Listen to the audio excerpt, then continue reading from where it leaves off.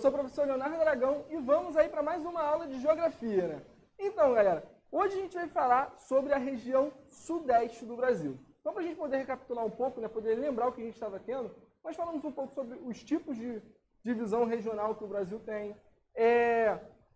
Falamos sobre a região norte, nordeste, centro-oeste e agora vamos começar, né, a aula aqui sobre a região sul, ou sudeste, certo? Então, quando a gente vai falar sobre a região sudeste ela vai ser composta pelos estados do Rio de Janeiro, São Paulo, Minas Gerais e Espírito Santo. Aí vamos falar um pouco sobre os aspectos naturais da região sudeste. Aqui a gente vê, né, uma imagem com uma linda praia ali, a praia ali em Arraial do Cabo, né, que vai corresponder ao clima tropical litorâneo. Por que clima tropical litorâneo, galera? Justamente porque esse clima vai ser o clima correspondente à faixa litorânea da região sudeste, certo? Então nós vamos ter a cidade de Santos, Paraty, Angra dos Reis, Vila Velha, todas essas cidades vão estar ali no clima litorâneo, tropical litorâneo, né? Aí, clima tropical de altitude. Essa imagem corresponde à cidade de Teresópolis. Mas a gente pode falar de Campos do Jordão em São Paulo, Itatiaia aqui no Rio de Janeiro, né? São todas regiões, são todas cidades que estão em regiões, né, em locais mais altos. Então vão ter um clima mais frio, né? E aí a gente vai ter o clima tropical semiárido. Gente, semiárido a gente associa muito à região nordeste, né? Mas aí a gente tem que lembrar, né, isso eu já comentei em aulas passadas, que o Vale do Jequitinhonha, em Minas Gerais, ele vai ter umas características bem parecidas com o sertão nordestino. Então, o Vale do Jequitinhonha, que está na região sudeste, tem um clima também tropical semiárido. Outro clima, né, vai ser o clima subtropical, que vai atingir ali parte de São Paulo, né, bem a parte sul de São Paulo. Então, ela vai ter um clima mais parecido com a região sul, essa que a gente ainda não comentou, mas vamos ter uma aula para isso, certo? Aí quando a gente fala de vegetação, aqui eu boto que ela é predominantemente, ela é dominada, né, predominantemente pela Mata Atlântica. O que eu quero dizer com isso? A Mata Atlântica, ela vai estar em toda a região sudeste, certo? Mas não vai ser apenas a Mata Atlântica. Então a gente vai ter manchas de cerrado ali na região de São Paulo, manchas da Caatinga, em Minas Gerais, como eu disse, no Vale do Jequitinhonha, né? Mas é predominantemente Mata Atlântica, certo? E quando a gente fala do relevo, né, a gente vai lembrar dos mares de morro. Por que mares de morro? Mares de morro, o relevo dessa região, né, vai receber esse nome justamente aí porque, como a gente vê na imagem aí, quando você olha para a imagem, você consegue ver um conjunto de morros, né, que dá essa impressão de ondas. São esses morros mamelonados, certo? Por isso, mares de morros. Então, esse relevo vai ser um relevo característico da região sudeste. A gente aqui no Rio de Janeiro, para onde nós olhamos, nós vemos morro. Então, isso é uma coisa bem fácil de se reparar. Quando você vai para Petrópolis, Teresópolis, sempre que você sobe uma serra, é só você olhar para o lado, que no caso descendo a serra, né, a parte de baixo da serra, que você vai conseguir reparar muito facilmente esse tipo de relevo. Aí a gente vai falar sobre os aspectos demográficos da região sudeste. Gente, a região sudeste ela vai ser a mais populosa do país, né? Quando a gente vê nesse gráfico em pizza aí que está para vocês, a gente vê que a região sudeste, somente a região sudeste, esses quatro estados, eles vão corresponder a 42% da população brasileira, né? Então a gente vê que tem uma concentração demográfica nessa região muito grande.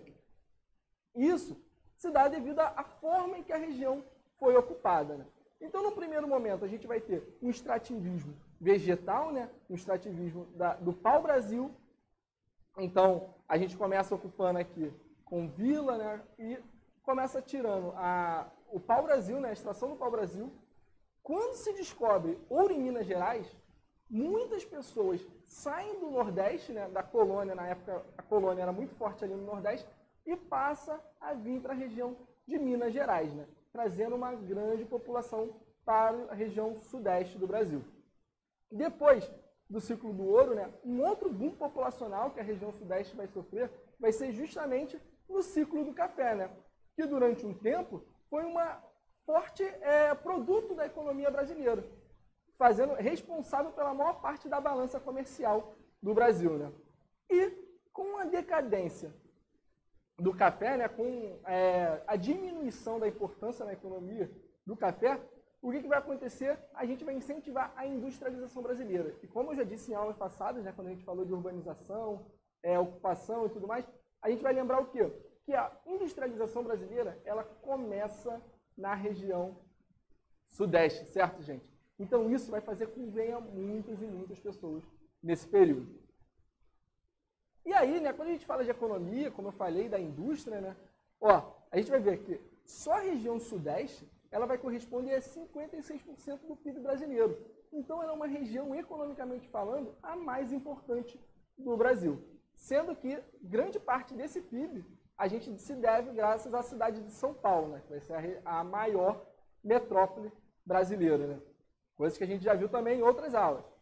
E quando a gente fala de indústria, né, aí eu trouxe um eixo, né, que a gente vai chamar de megalópole brasileira, que vai ser o que vai ser reconhecido como uma megalópole brasileira, né?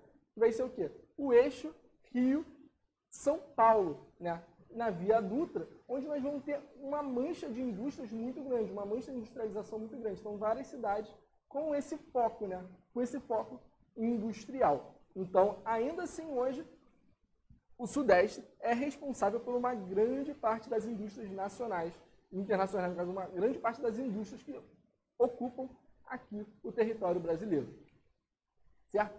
Aí a gente não pode pensar que, por que aqui tem muita indústria, aqui é muito urbano, a agricultura é desprezável. Não.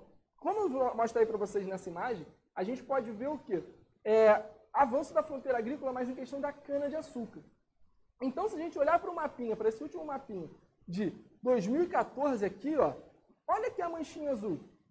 A manchinha perfeitamente ali, no estado de São Paulo. São Paulo, hoje, o interior de São Paulo é muito importante para a agricultura nacional.